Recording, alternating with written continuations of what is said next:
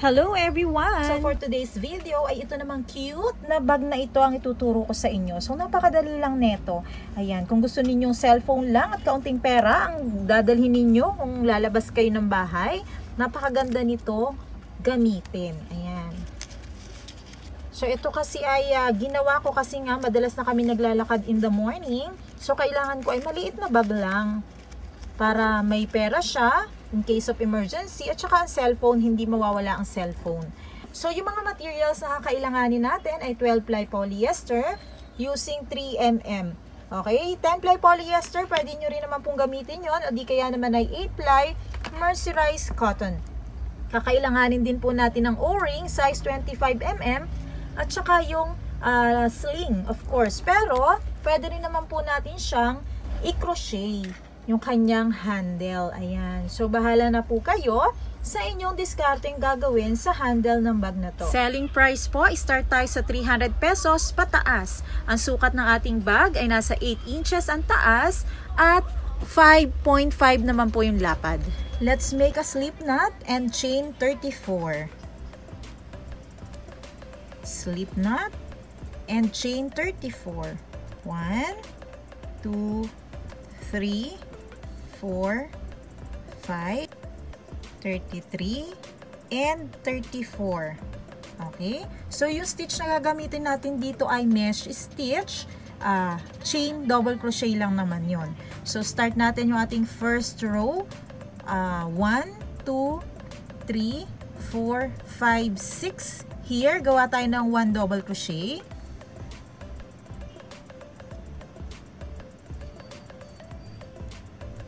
Ayan.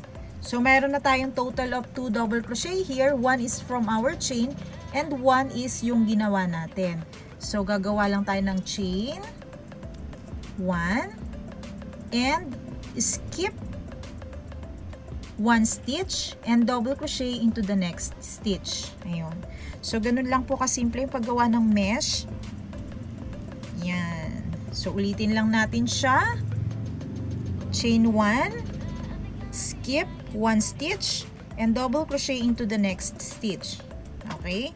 So, tapusin natin ito hanggang dito sa pinaka-last ng ating chain. Okay? Second row, same design lang po. Ibig sabihin, same lang yung pattern na gagawin natin. So, to start a new row, let's make chain 3. 1, 2, and 3. Okay? Turn lang natin yung ating ginagawa. Yan. And then, skip natin tong chain space natin na to.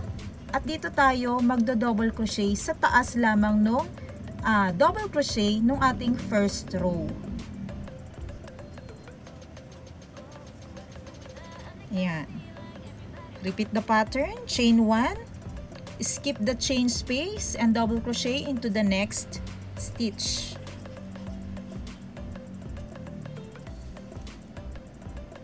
Repeat the same pattern hanggang sa makarating po tayo sa pinakadulo. Okay, last chain 1 double crochet dito sa second row. Chain 1 and then double crochet. Okay? So makikita nyo naman yung stitch na yan, yung chain na yan, skip mo yan ha, don't forget. So dito tayo sa susunod na butas. Kailangan kasi hindi sila magkadikit para mag-create tayo ng mesh. So, meron na tayong 2 rows.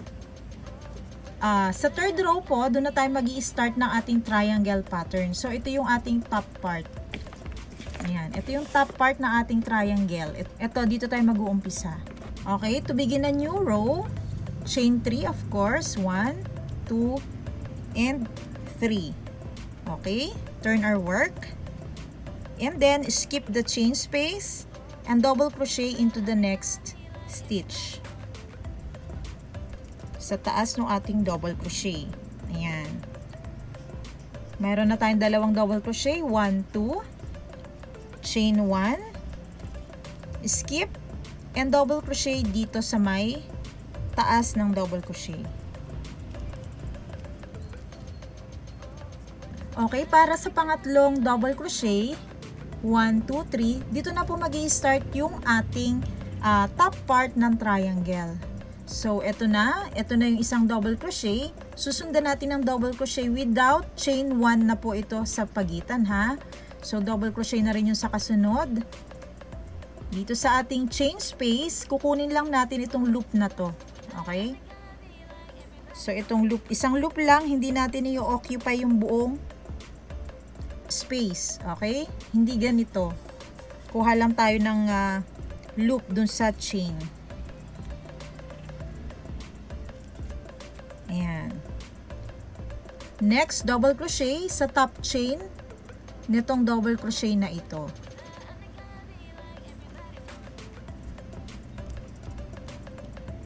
Double crochet again here sa loop na nakikita natin dito sa ating chain space. Nakabaliktad kasi siya eh. So, ano ba yan? Inner loop. Yung inner loop. Basta isa lamang. Ayan. Ganun lang. Here. Full stitch. Double crochet tayo dito. Dire-diretso po natin ang ating double crochet hanggang sa makomplete natin yung 23 count. Ayan. 23 count. Hanggang dito yon sa kabilang side. Last double crochet, yung pang 23.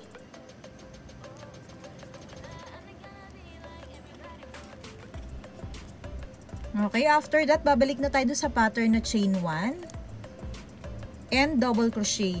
Once na nag-chain 1 po tayo sa ginagawa natin, mag-i-skip tayo ng chain or stitch dito sa previous row natin. Okay, so nag-chain 1 tayo, skip tayo dito sa baba, double crochet tayo sa susunod. Chain 1, skip, and double crochet into the next stitch. Ayan. So, dahil triangle ang gagawin natin, ito yung top. Ito yung top part ng ating triangle. Magdi-decrease tayo ng bilang ng ating double crochet sa pang-apat na row. Chain 3 to begin a new row.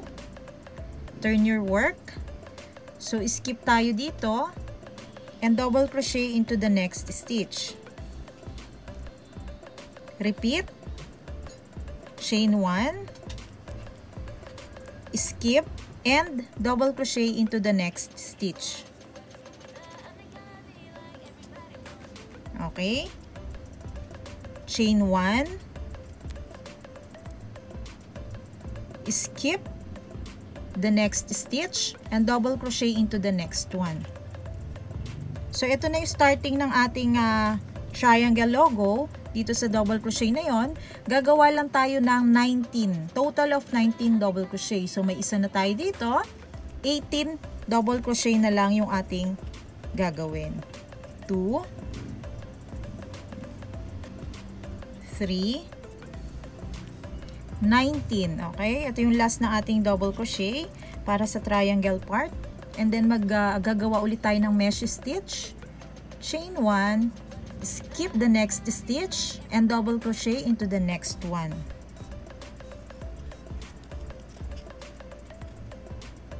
Chain 1, skip, double crochet here. Chain 1, skip, and double crochet into the next stitch.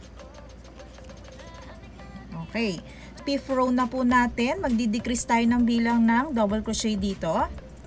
So, chain 3. Turn your work. Skip and make double crochet into the next one. Okay? So, hindi ko na ulit-ulitin yung ganun at nakakarindi naman. Charot. So, ganun lang, ulit-ulitin lang natin yung chain 1, double crochet. Let's see. 1, 2, 3, 4, 5. Dito na tayo mag-i-start ng ating double crochet para sa triangle. So, 1, 2, 3, 4, 5. Tuloy-tuloy po natin hanggang makomplete natin yung 15 double crochet. So, dapat mag-i-stop tayo dito. Okay? And 15 double crochet. Yan. So, after ng 15 double crochet natin na magkakadikit, mesh stitch, chain 1, skip 1 stitch, double crochet into the next stitch. Do it again hanggang sa pinakadulo ng ating row na ito, which is yung 5th row. Okay, skip and double crochet here. So para sa ating 6th row mga kapatid, gagawa lang tayo ng 11 double crochet dito sa may triangle part natin. So ganun lang din ulit, chain 3, turn your work, skip natin yung chain space, double crochet, chain 1, skip, double crochet into the next stitch, chain 1, again, do it again, and again. So, pang ilan na to? 1, 2, 3, 4, 5. So, last chain 1 and double crochet. Okay, gagawa na tayo ng 11 double crochet mga kapatid. So, meron na tayong 1, 2, 3, 10, 11. Okay, kapag complete na po yung 11 double crochet na magkakadikit, balik tayo sa mesh. 1, chain 1, skip, double crochet into the next hole or stitch. Chain 1, mesh stitch, dire-diretso, chain 1, skip, skip, double crochet. Hanggang sa makarating po tayo dito sa ating dulo ng row. Yan. Chain 3, 1, 2, 3. Turn your work again. So, alam nyo na ang gagawin. Hindi ko napapagawarin yung sarili ko. Charot. Mesh stitch lang mga kapatid.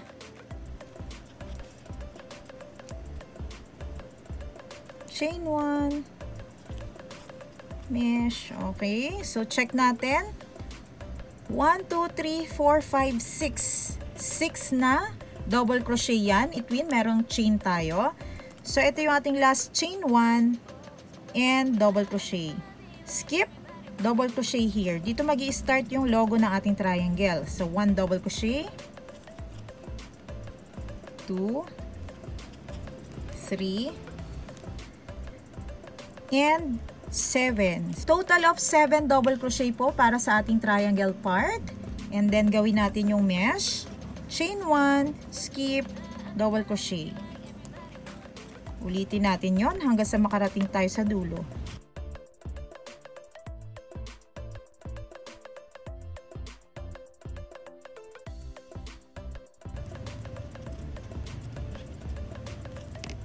Okay, pang 8 row na po tayo mga kapatid. Kailangan lang natin gumawa ng 3 double crochet para dito sa part na to. Yun yung pinaka dulo na ng ating triangle. So, as usual, chain 3, turn your work, and make mesh stitch.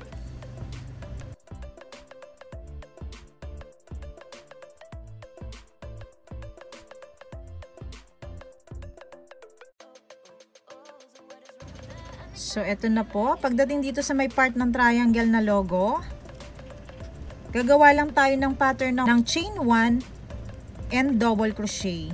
Yan. Skip ha. Don't forget to skip. Ito na yung start ng ating 3 double crochet. We have 1 already. Teka, double check lang to make it clear. 1, 2, 3, 4, 5, 6, 7. 7. And then pang 8, yung starting ng ating triangle logo. Kailangan lang natin ng total of 3 double crochet. Ayan. Pwede po kayong gumamit ng stitch marker ha kung kayo ay nalilito. So, ayan. Chain 1. Magme-mesh stitch na po ulit tayo hanggang sa makarating tayo dito sa dulong ito.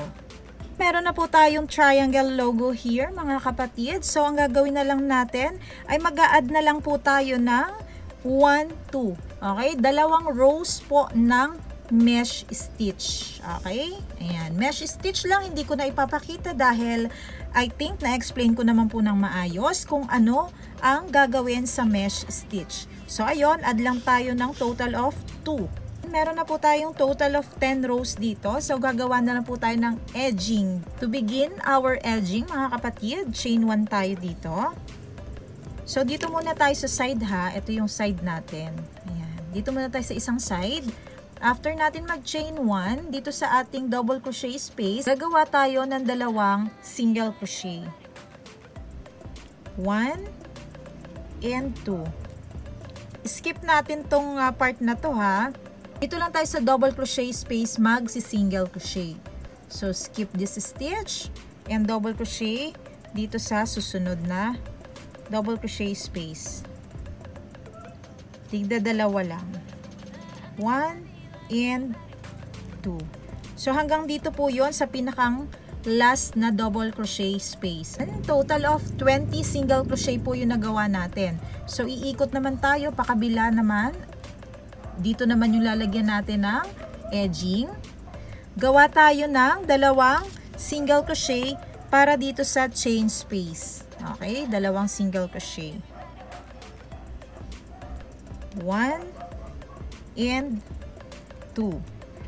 So, dito naman, gagawa naman tayo ng single crochet dito sa taas ng double crochet. Isa lang. And 1 into the chain space.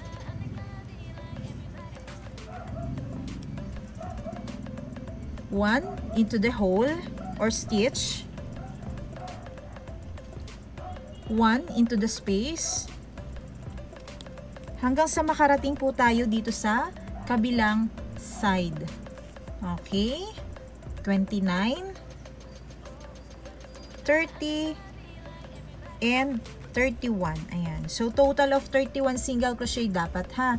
Dito sa corner na ito, after natin maglagay dito, syempre, may sariling bilang yan, di ba? Total of 31. Okay? So, naglagay tayo ng dalawang single crochet dito sa corner. Pagdating dito, iikot lang natin itong ginagawa natin. Maglalagay ulit tayo ng dalawang single crochet dito. Para dito naman yan sa kabilang side. 1 and 2. So, katulad lang ng ginawa natin dito sa side na to, tigda dalawang single crochet para sa space. Ganon din dito. Ito na, yung space natin. Itago nyo na yung tail ha, para wala na tayong masyadong trabaho mamaya. 1, 2. Okay, ulit-ulitin lang yun mga kapatid hanggang sa makarating po tayo dito sa kabilang dulo. 19, 20. Ayan. So, natapos ang 20 single crochet dito. Dito naman ulit tayo sa kabilang part na to. Katulad ng ginawa natin dito, syempre, ganun din dito sa part na ito. So, meron na tayong dalawang single crochet. Dagdagan natin ng dalawa pa. Total of 4 yan. 1, 2. Okay? So, 1, 2. And then, dito naman tayo sa taas ng double crochet. Maglalagay tayo ng isang single crochet. Yan. 1 single crochet into the space. 1 single crochet into the double crochet stitch. Yan. Hanggang sa makarating po tayo dito sa kabilang side. 30 and 31. So, okay. Tig 20 na single crochet dito. Tig 31 na single crochet dito sa parte dito. Ayan. Slip stitch natin siya dito sa pinakang first top chain na ating first edging. Slip stitch na lang natin para madali natin makita yung stitch. Okay, then after that, ito na yung ating final edging mga kapatid. Chain 1 tayo. Okay. Into the same stitch. Yan, makikita mo, yung same stitch na yan. Mag-i-increase tayo dyan. Isa lang. Isang increase, meaning to say, dalawang single crochet sa isang hole. 1 and 2. Okay? Then after that, 1 single crochet na lamang in each hole from here hanggang dito sa kabilang dulo. So, after ng increase natin dito, single crochet, 1, 2, 3, 4, Magkita-kita tayo dito sa may dulo. After 18 single crochet po, mag-increase naman tayo. Increase tayo dito sa susunod na stitch. 1 single crochet and 1 more single crochet into the same stitch. Okay, dahil natapos na natin yung second edging natin dito sa kabilang side, dito naman tayo sa bandang top. Okay? So, magi-start ulit tayo ng increase dito. Isang increase lang po ulit. So, 2 single crochet lang yon sa isang stitch. 1 single crochet and 1 more single crochet. Then, after that, 1 single crochet na lamang from here hanggang dito sa kabilang side. After 29 single crochet, mga kapatid, so ito yung ating increasing, di ba? So, make 29 single crochet, magi-increase ulit tayo dito. So, 1 increase, 1 single crochet, and 1 more single crochet into the same stitch. Okay? Dahil ito namang kabilang side na to, ang gagawa natin ng edging, magi-start ulit tayo sa increase. 1 single crochet, and 1 more single crochet into the same stitch. And then, gagawa na po ulit tayo dito ng 18 single crochet. Starting from here hanggang dito sa kabilang corner. After 18 single crochet, gagawa ulit tayo ng increasing dito sa corner na ito. 1 single crochet and 1 more single crochet into the same stitch. Kung ano yung ginawa nating bilang dito, ay ganun lang din yung gagawin natin para dito sa part na to. So, nag-end tayo ng 1 increase dito, magi-start tayo ng 1 increase ulit dito sa part na to. 1 and 2, and then 29 single crochet po dito sa side na to, 1 single crochet sa isang stitch. 1, 2, and magkita-kita po tayo dito sa kabilang dulo. After 29 single crochet, last increase na po ito. 1 single crochet and 1 more single crochet into the same stitch. Ayan. Then after that, tapos na po ang lahat. Mag-i-slip stitch na lang tayo dito sa kauna-unahang top chain ng ating last edging. Slip stitch, cut the yarn, and weave nyo na po yung mga ends. Okay, matapos po yung ating packet, mga kapatid, easy na lamang yung mismong cellphone bag natin. Mesh stitch na lang yan, wala na pong logo ng triangle. So, 2 panel ang gagawin natin na ganito lang siya. Okay, gagawa lang po ulit tayo ng slip knot and chain 34. Okay, 1, 2, 3, 4, tuloy-tuloy hanggang sa makomplete ang 34. After 34 chain, katulad lang din ang ginawa natin dito sa part na to, magdo-double crochet tayo into the 6th chain. 1, 2, 3, 4, 5, 6. Let's make 1 double crochet here. Chain 1. Skip the stitch and double crochet into the next stitch. So, ayan po siya. Hindi ko na uulitin. At ganun din naman yon. Hanggang sa makarating tayo dito sa ating pinakang last chain. Gagawa lang po tayo ng total of 19 rows ng mesh stitch na to. So, yun lang yon. As in, same na same lang po nung kauna-unahang ginawa natin.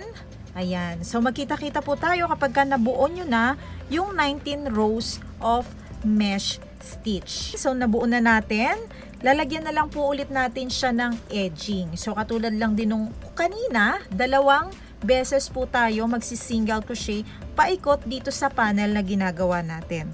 Okay? So, here, start po tayo by making chain 1. Then, after that, dito sa side na to, tigda 2 single crochet lang po yung gagawin natin. So, sa double crochet space po ang tawag dyan. Nag-chain 1 na tayo. 1 single crochet, 1 more single crochet, skip natin itong part na to, wag natin lalagyan ng stitch dyan, and then dito na tayo, jump tayo doon sa susunod na double crochet space. Okay? So magkita-kita po tayo mga kapatid dito sa kabilang dulo. Okay, natapos tayo sa first edging dito sa side na to, total of 38 single crochet. Then turn natin yung ginagawa natin. Maglalagay ulit tayo ng 2 single crochet dito sa space na to. Lagyan natin dito sa taas ng double crochet, sa chain space, at ulitin lang natin. Let's make 2 double crochet here. 1 and 2. Okay? So, sa bawat corner chain natin mga kapatid or corners, magkakaroon tayo ng total of 4 single crochet sa first edging. Okay? So, here, dito sa taas ng double crochet, lagyan natin siya ng 1 single crochet. 1 lang po Yan. 1. Okay? Into the next chain space, 1 single crochet. Uulitin po natin siya hanggang sa makarating tayo dito sa dulo. Okay, 29 single crochet. Hindi pa nagtatapos yun doon kasi meron tayong corner. 29, 30, and 31. Okay, total of 31 single crochet. So, iikot lang tayo ulit dito. Kung ano yung ginawa dito sa kabila, as is lang po. Tigda 2 single crochet sa double crochet space. Okay? Magkita-kita po tayo dun sa kabilang dulo or corner. 36, 37, 38. Okay? 38 single crochet. Dito na ulit tayo sa kabilang part. 1 and 2. Okay? So, total of 4 single crochet here. Gagawa tayo ng 1 single crochet dito sa taas ng double crochet. 1 single crochet into the chain space. Repeat the same pattern hanggang dito po sa kabilang dulo. At doon nagtatapos ang ating first edging. And 31 single crochet. Okay? So, after that, first round of edging, slip stitch natin ito do sa ating first top chain. Okay? And then chain 1 tayo to start the second edging or the last edging natin. Chain 1 into the same stitch, increase tayo. 1 single crochet and 1 more single crochet into the same stitch. Yan. So pagkatapos natin mag-increase dyan, 1 single crochet in each stitch na lamang po, ha? Hanggang dito sa kabilang dulo. After 36 single crochet, increase po ulit tayo dito sa corner. 1 and 2 single crochet into the same stitch. Okay? Ito, nag-increase na tayo dito. Increase po ulit tayo dito. Ito yung starting ng edging dito sa side na ito, yung ating increase. 1 single crochet and 1 more single crochet into the same stitch. Okay, so gawa ulit tayo ng single crochet dito, 1 in each stitch lamang hanggang sa makarating tayo dito sa kabilang dulo. After 29 single crochet, as usual, increase po tayo. 1 single crochet, 1 more single crochet into the same stitch. Okay, dahil ito naman dito tayo sa kabilang side, start ulit tayo ng increase and work on 36 single crochet hanggang sa makarating tayo dito sa kabilang side. Increase ulit dito, 1 single crochet, 1 more single crochet. Bilangin ninyo, 1 single crochet in each stitch, 1, 2, hanggang sa marating natin yung kabilang dulo. After 36 single crochet, increase tayo sa susunod na stitch. 1 single crochet, 1 more single crochet into the same stitch. Okay, and then another increase tayo dito. Yun yung starting or beginning ng ating edging for this top part. 1 and 2. Okay, and then single crochet from here, 1 single crochet in each stitch hanggang dito sa kabilang side. Total of 29 single crochet. After 29 single crochet, last increase na natin to mga kapatid. 1 single crochet and 1 more single crochet into the same stitch. And then after that, mag-slip stitch na tayo dito sa top chain. Okay? Alright. At dito nagtatapos ang ating panel na ito. Ikat natin ang yarn. Ayan. And then, linisin nyo na, weave nyo na po yung mga tails, yung mga chismis. So, gagawa tayo ng dalawang ganito mga kapatid. Syempre, para mabuo yung bag natin. So, same na same lang po yung process ng ginawa natin dito. Ulitin nyo lang sa pangalawang panel. At puputulin ko na po muna ang tutorial dito. Gagawan ko na lang po ng part 2 dahil hindi na kaya ng aking phone memory. Ayan. Thank you for watching!